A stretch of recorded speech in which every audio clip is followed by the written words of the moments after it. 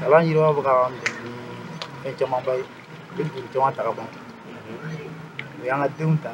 kalana buka ko du mo be na fa fina ko na ko pesa ko be du ma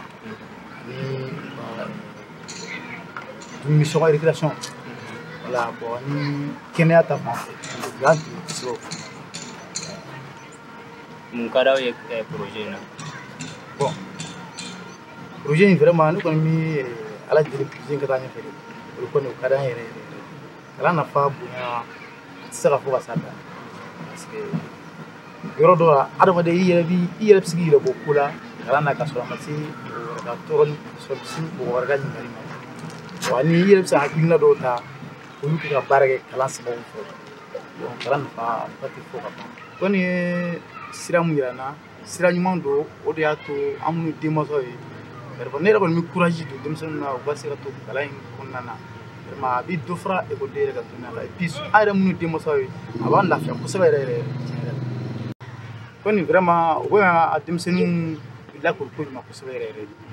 ali ka daka dongo do an yere mi wala usi boro tan ga segina vraiment o ni yere fa ko se re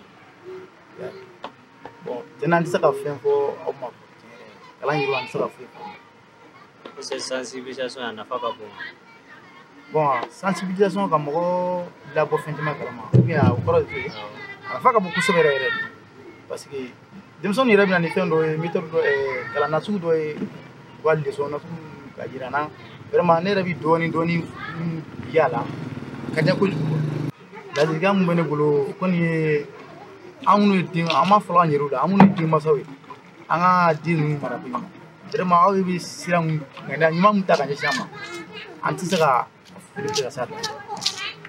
angun yonta de fudi mete ka wali ku kuma tama ma ngulo abi siram nga siran kan yire vraiment kan vraiment ne fudi ke kala yiwa ko sebe yire merci